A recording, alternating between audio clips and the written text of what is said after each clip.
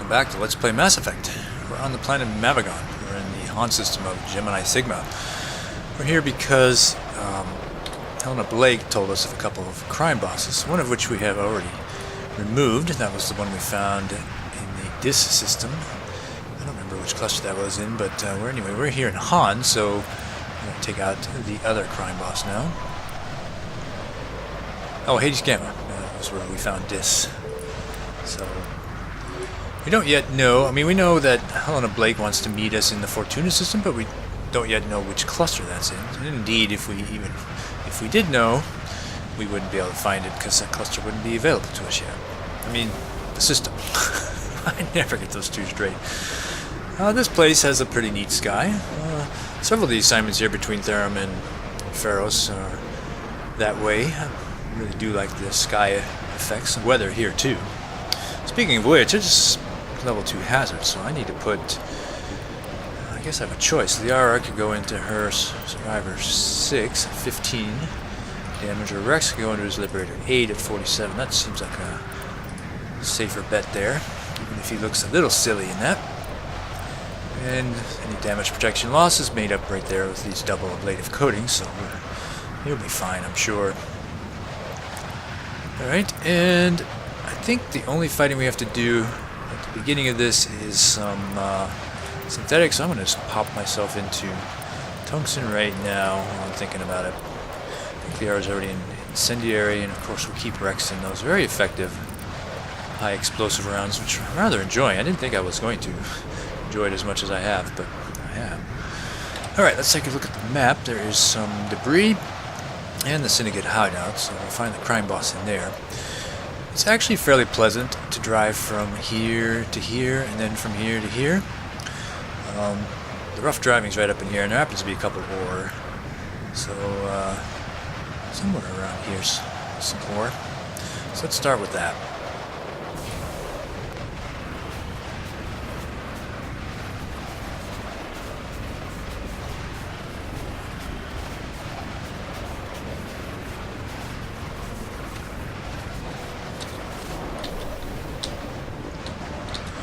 We've got a very dark deposit of gold.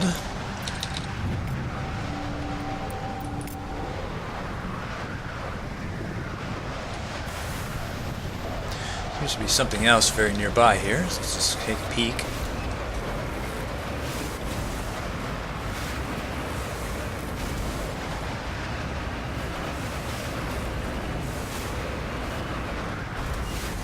Oh, yeah, that's right.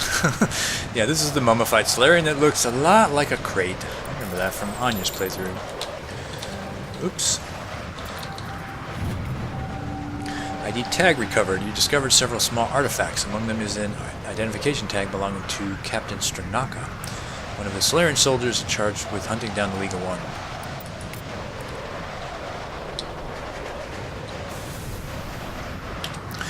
Alright, there is another ore somewhere up in here, I think.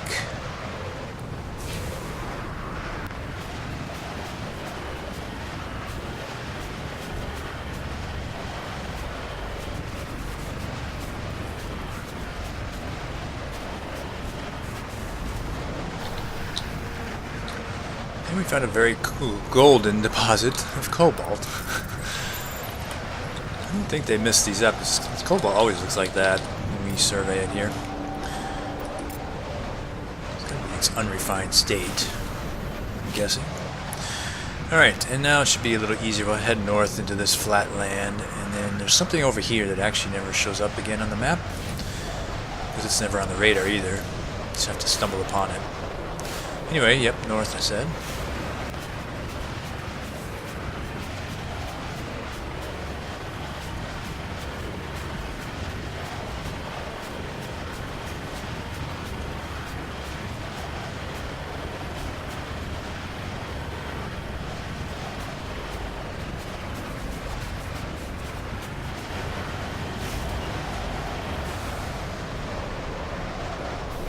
Found a bunch of corpses, though unfortunately there's no interact buttons, so there's no way to know what's going on here. Just a couple of crates.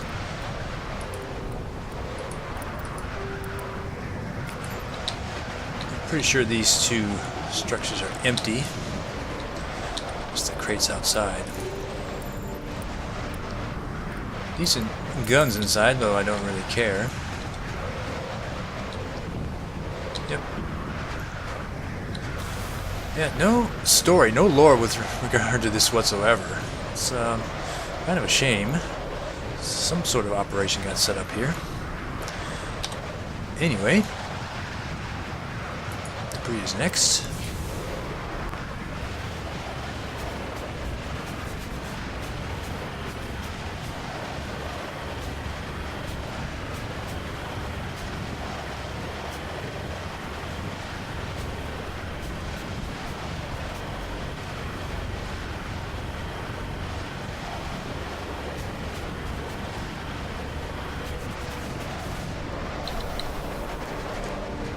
We found a crashed probe.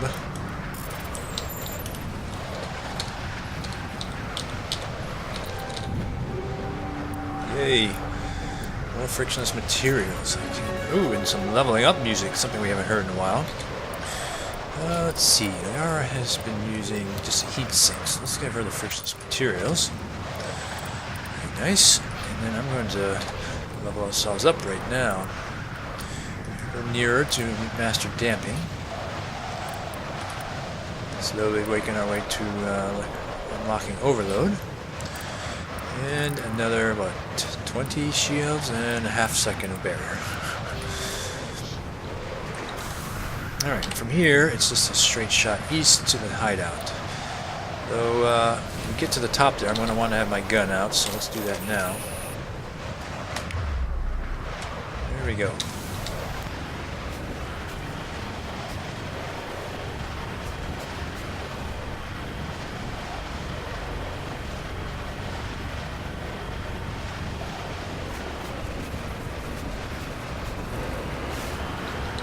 And indeed, 3 turrets up here.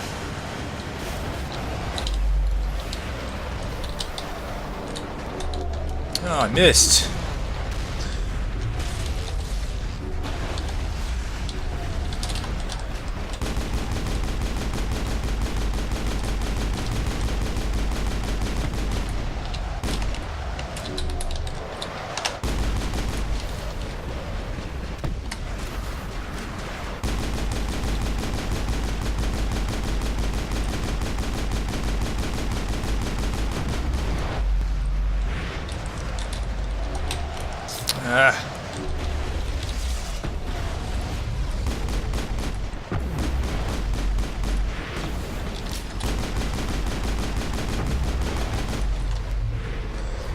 Hurry. No, we don't want to take cover. We're about to take damage. Yes, we're taking damage now. That's alright. We're about to head inside anyway. Yeah, luckily, it's not like you die instantly once that bar reaches the top, or reaches when it fills up. But notice, too, that only Shepard takes damage from the environmental hazard. It's a little unfair, it seems to me, but anyway, let's put Rex back into his mercenary armor. Much better.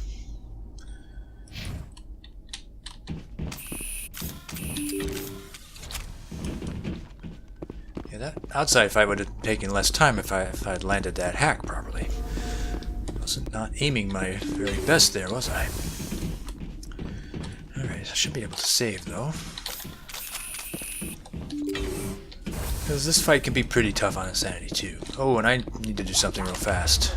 Let's go ahead and lift this guy with some warp. And then I want to switch out to Shredder again. So that makes this inside fight a little easier.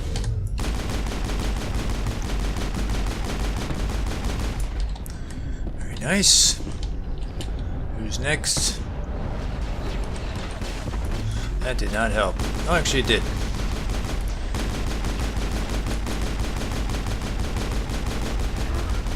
Nice.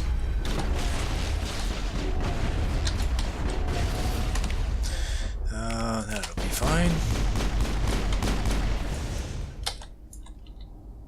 I will destroy you. I'm on it.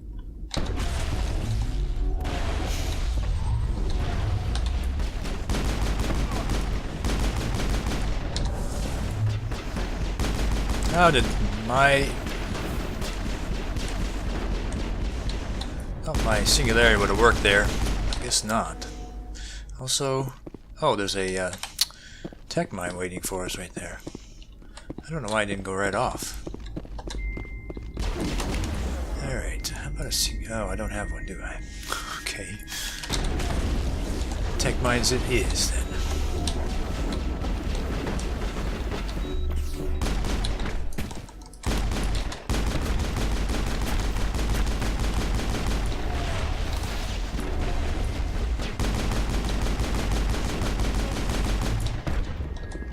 Ooh.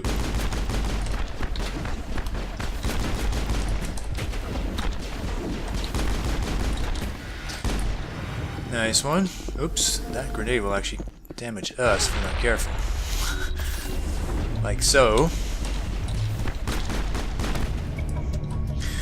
Second crime lord defeated. That's both of them. No doubt Helena Blake will be overjoyed to learn that these two scum are no longer a problem. No doubt. He's still affected by the singularity. So isn't that interesting? The high explosive rounds can't knock you out of your singularity. You're still in the vortex in a way.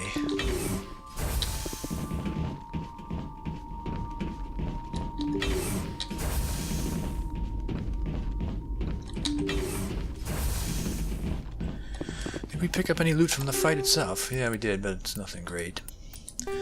Typical merc-based fighting gives you pretty lame loot. Oh, there we go! Hooray! This is my practice run. Shepherd got one of these too. So finally, Daniel scores. Yeah, it's crazy how good this Avant is in every single way. Make sure Rex has the best. Yeah, let's put him in this Polaris.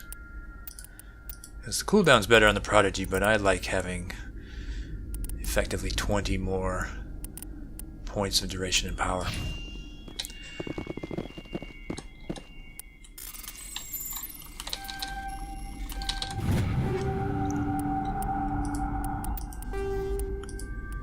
I only open these for the XP. There's never, I mean, unless you were really low on Metagel, they always have 3 of those in there. Otherwise, it's almost always, it's always Sword of Foundation stuff. A nice chunk of loot in here.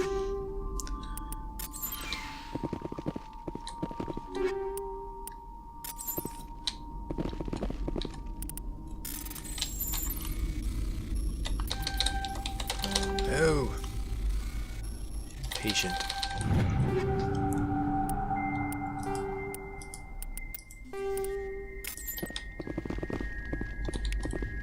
I didn't really need the medical kits.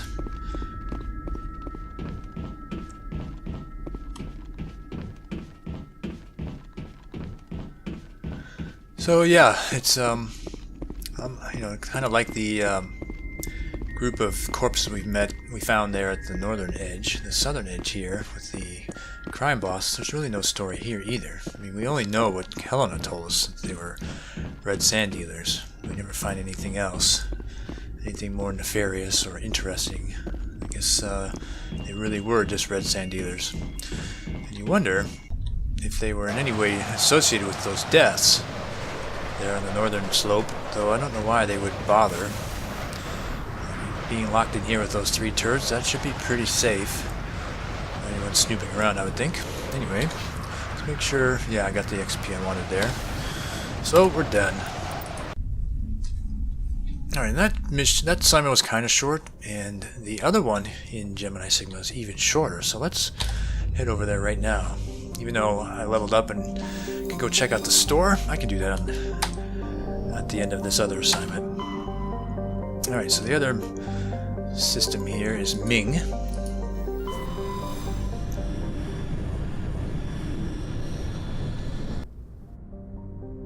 Well, we find just 3 planets in the ship. The ship is where we're going, the MSV Worthington. And I don't think there's any glimmers here. No. Antiropris is a hydrogen-helium gas giant that formed in the outer regions of Ming's system and is in the process of migrating inwards. In a few million years, the planet's atmosphere will begin to boil away into space. There is a sizable temperature difference between the side of Anti-Ropus facing the energetic blue giant primary and the side facing the cold of deep space. This variance powers massive cyclonic wind systems. The intense heat it absorbs from the sun, in addition to its own internal heat engine, causes the planet's dark side to radiate faintly in the infrared, which is kind of neat, I think. Also, isn't this further out than Pluto is in our system? Isn't Pluto's year like 248 or something? So that means the entirety of our solar system would fit in this gap. And this place is, it's as it gets closer, it's going to start to boil away soon. I don't know how fast it's migrating, but also, well, let's move on. You can just tell by the look of it that star's pretty big. We don't really yet have a notion of just how big it is. Perig is a large rock planet with an atmosphere composed of nitrogen and argon. Despite lying over 600 AU from Ming, its surface is scorching hot and mainly composed of alumina with deposits of silver. Due to the radiation and heat, landing on Perig's sunward side with anything less than warship-grade shielding will likely be fatal. Perig rotates in a retrograde to the rest of the Ming system, indicating it is likely a captured body. Yeah, the orbital period is 1930 years. I mean, it's way out there, and yet it is still really hot, which means the habitable system, or the habitable zone of this system, is quite a bit further out. Scans from the planet have revealed a large deposit of titanium. Alta Norsch is a small but typical hydrogen-helium gas giant with no outstanding features.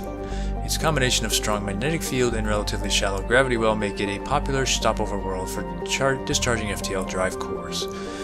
And unfortunately we don't get a temperature here. I mean, it's crazy distant from the star, but unfortunately we don't know if this is in the habitable zone or if it's, if you'd have to go out even further. Scanning the planet revealed something of interest in a debris field. Joker brought the Normandy in close, and a small team was able to retrieve some valuable detritus, including a Liga 1 medallion. Interesting. So yeah, I mean, this sun is, that's the other thing, right? If it says it's a few million years before this thing would start to boil away, I mean, how much longer does this thing have to live before it's, before it becomes a supernova, basically? The bigger stars don't last as long. Anyway, the MSV Worthington is where we're going. The Worthington is a Kowloon-class modular conveyor of human design, configured for mixed freight and passenger hauling. The ship appears to be in a shutdown state. The main thrusters are cold, and it is adrift off the orbit of Anti-Ropus, which means it's kind of close to the star, which ought to mean it's crazy hot there too, unless, somehow it's in the shadow of that planet, which I don't think it is. Anyway, it's registered to the Morrison Company of Shanxi. Alright, and I want a full tech squad here. Alright. We're on the ship where apparently the air conditioning is working, otherwise we'd be dead already. Alright, looks like we were chasing sabotage with Garrus. 6 points with Miss Tali. Did we forget to level her up at some point? I don't know. Anyway, I don't need master hacking with Tali. I do like the 30% recharge time improvement on her tech skills. So I'll grab that. Give her shield boost as well. And I guess I'm going to leave her in shotgun, so I don't need more pistols. I guess we'll just do the basic armor and first aid, and that'll be it. Alright. And let's make sure. I think I've got Garrus is still in the high explosive Tali. Alright, she's got a combat scanner. We don't really need that here. I'm trying to decide whether I'm going to put her in the... Yeah, why not? I don't think I have any more rail extensions. Just the scrams now at this point.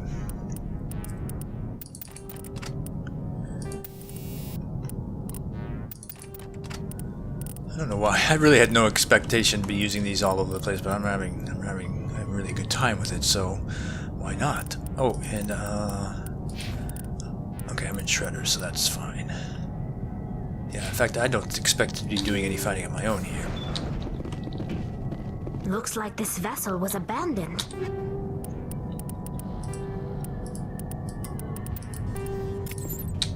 Everything's shut down. Only basic life support is running.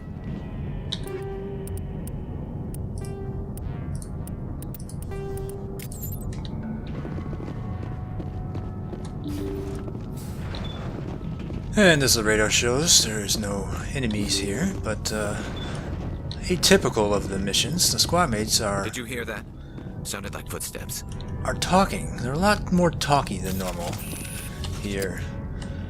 Looks like somebody might be... Maybe we'll have them take a peek around the corner for me. That was no accident. The whole place could be a trap.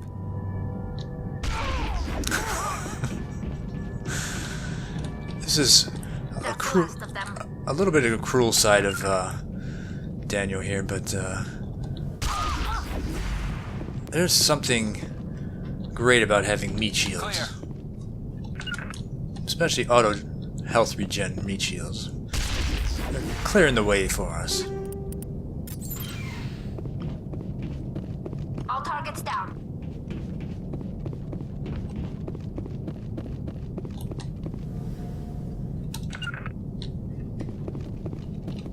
Luckily they don't catch on to what I'm doing there. At some point you would think that they would be annoyed by what I just did. Also notice that they don't snap into place behind me. They're still in the big room. Looks like that machine is keeping him alive.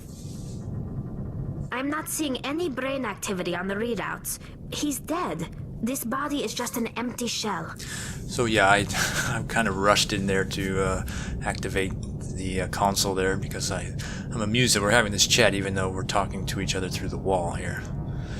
You can actually say go ahead and turn off the machine, but let's not. Leave him alone until we know more about what's going on here. You're right. Better to just leave him be for now. So technically they haven't even seen this guy yet. They're still coming around. But yes, we found somebody here who appears to be on life support, and we need to investigate what the heck's going on. But first, of course, we're going to loot the place.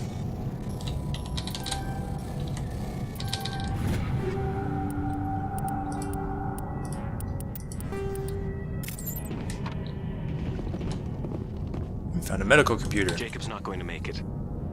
His brain was deprived of oxygen for too long. There's nothing any of us can do for him now except let him die with dignity. It's what he would want. I'm more worried about Julia now. She's showing signs of severe depression. I gave her some meds that should help, but I better warn the captain. One of the strange things the game does here is when you're talking or when you're interacting with the logs there, you are completely locked down. You can't do anything. My guess is that was if you'd left or something you would miss out on vital information. Maybe you could have 2 or 3 logs going all at the same time.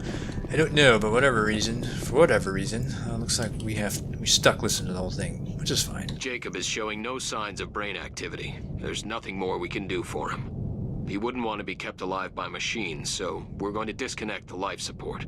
Dr. Smith is worried about Julia's reaction, though. She can't seem to let Jacob go. The stress is making her implants flare up, causing intense migraines. It'll probably be easier for everyone if we don't tell her until after we shut the life support down. Give her a chance to... Julia, what are you doing here? Why are you... Everyone's talking about Julia, and she appears to be on some sort of rampage at one point. Sounds like it didn't end well for the captain there. And in fact, I'm going to do one more repositioning of my squad here. Right out there.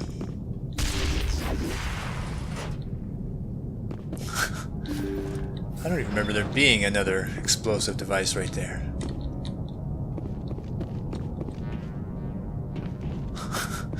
Okay. That is strange. Anyway, there's one more bit of loot.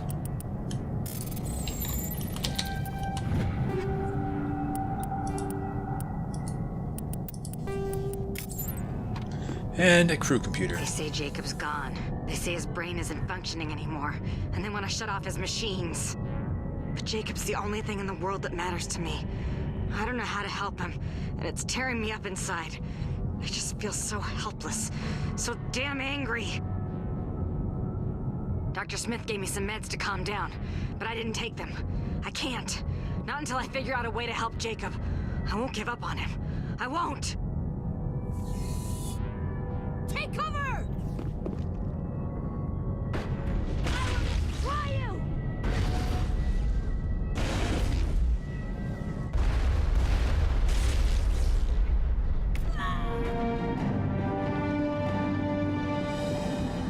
Yeah, that's...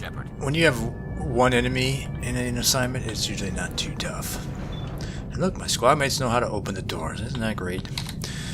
Anyway, that was a new assignment that just came into the journal as a completed assignment already, called UNC Lost Freighter. The freighter's crew were killed by a powerful biotic, the girlfriend of the brain-dead man in the med bay. Unable to deal with his situation, she eliminated the entire crew in a misguided attempt to keep anyone from shutting off his life support. Now she's dead too, and you've solved the mystery. Kind of a tragic tale here. So I forgot to look at this. I mean, we know that we can go meet Helena, but now at least tells us that Fortuna is in Horsehead Nebula. But that, of course, is in Novarian space, and we're headed to Pharos, so it's going to be a little while before we finish that. I'm sure she won't mind waiting a little longer. Anyway, let's, now we can make an informed decision about what to do here. I've watched a number of Let's Plays of this game, and I'd say most turn it off. Some have pretty decent reasons, I think, for leaving it turned on. Personally, I'm with the turn off the machine camp, I think. You did the right thing, Shepard. Of course, Tali would have said that no matter which decision I made. I guess she doesn't have a strong opinion on it.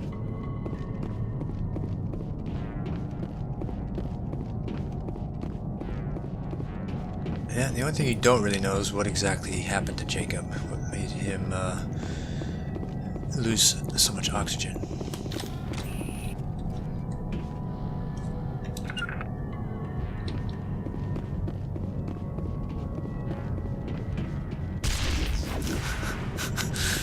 I love those guys.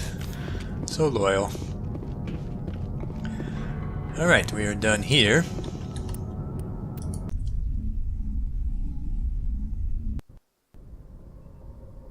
Which means we are totally done with Gemini Sigma.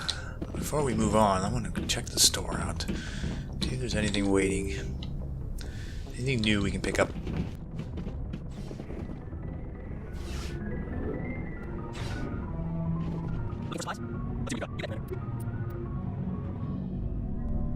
Yep, just some Devlin armor for Tali, but I think I may have 2 of those already.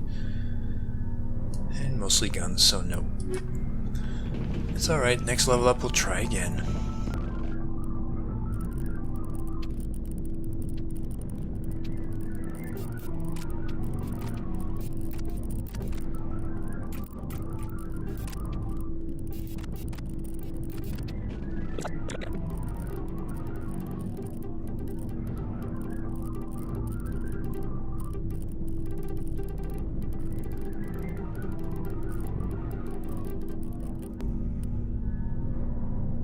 Okay, that'll do it. I sold off a bunch of stuff, and I have 6.1 million credits now. So I'm in pretty good shape. We're fairly distant a ways from getting the rank 10 Spectre Master Gear, so I don't really need to be hoarding credits. But there's so little to buy, so I guess we'll just move on.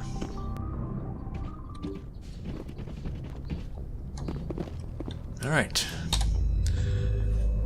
And we're going to depart from Gemini Sigma now.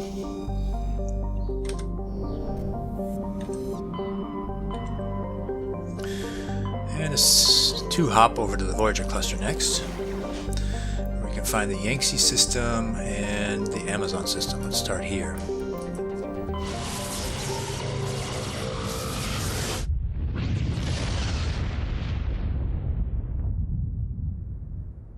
Commander, incoming signal from 5th Fleet HQ on the Citadel.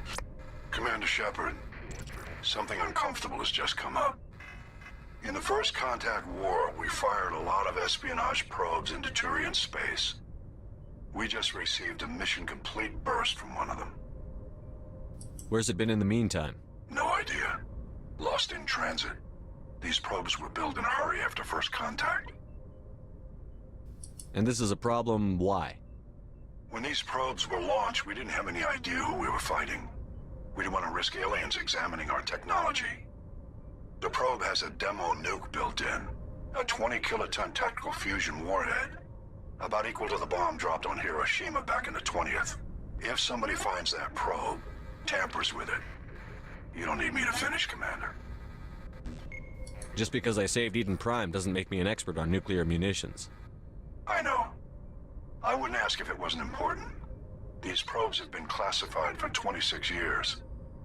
The Council will call fusion bomb booby traps dangerous and irresponsible. The Alliance would face censure if they find this probe. I'm asking you because the Normandy can get on site quickly and quietly. It's in the Voyager cluster. It's in the Voyager cluster. That's the opposite side of the Alliance from Turian space. How did it get there? I don't know. It's possible someone recovered it safely and brought it there. It's also possible it got very badly lost. It could have been wandering the relay network since the war. Is this probe sentient? Would you... Of course you wouldn't tell me that, would you? You'd say, of course not, we know better. We'll get on it immediately, Admiral. And we'll be discreet. I appreciate that, Commander. Good luck. Fifth Fleet out. It does beg a question. I mean, if a probe that isn't sentient is wandering the relay network, do rocks wander the relay network? Do asteroids? Do planets? Do suns? Do solar systems? I mean, what's the limit here? What can wander through the relay network? I have no idea. Anyway, looks like we have 5 planets here. Angebinium is where we're going, so let's check out the others first.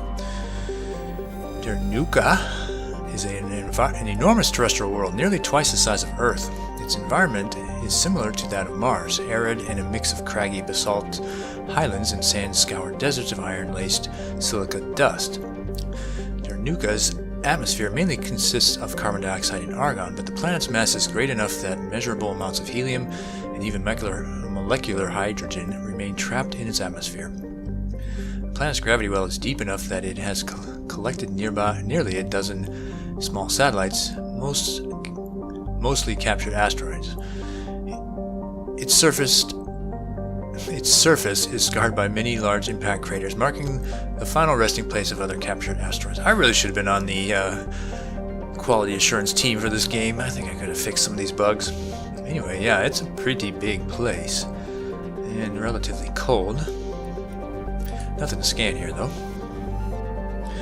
Sonedma is the second of the Amazon system's arid superterrestrial worlds. It is considerably less dense than its neighbor Dernuka and has an atmosphere of carbon dioxide and ethane.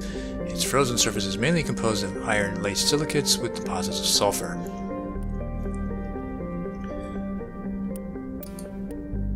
You detected a small deposit of polonium. So, I mean, the density apparently, yeah, so that would drive the surface gravity. It wouldn't be quite so heavy there without, even though this planet's a lot larger. Cybin. A small rock and ice planet, Cybin has an extremely thin atmosphere of hydrogen sulfide and ethane. Its frozen surface is mainly composed of magnesium and silicates with deposits of iron. Cybin's crust contains significant deposits of green serpentine, a mineral formed by volcanic activity. This suggests Cybin was a more geologically active world in the distant past. Interesting. While scanning the planet, you discovered a large mine grid in geosynchronous orbit. With help from Navigator Presley, your recon team discovered a small unmanned probe marked with the Kadim outpost insignia. Tramar.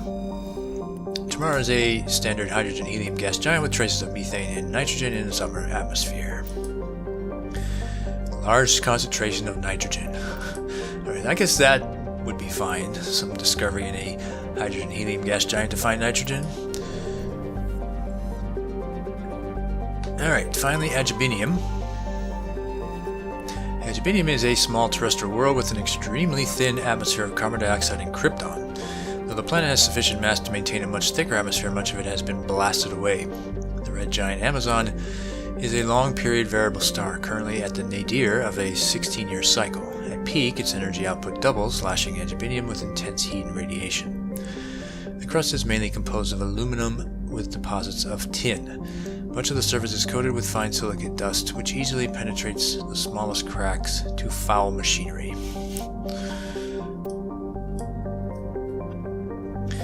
And even though, well, I guess being at the nadir is why it's colder here. Alright, so I want Team Sniper with me this time.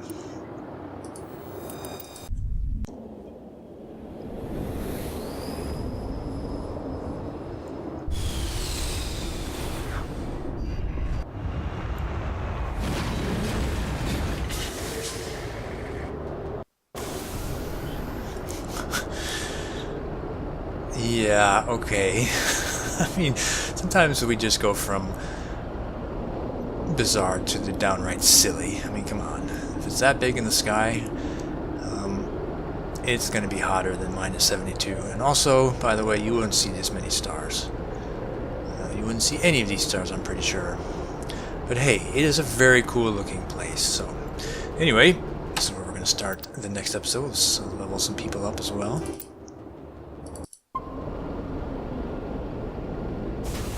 Alright, we'll pick up the story from right here next time.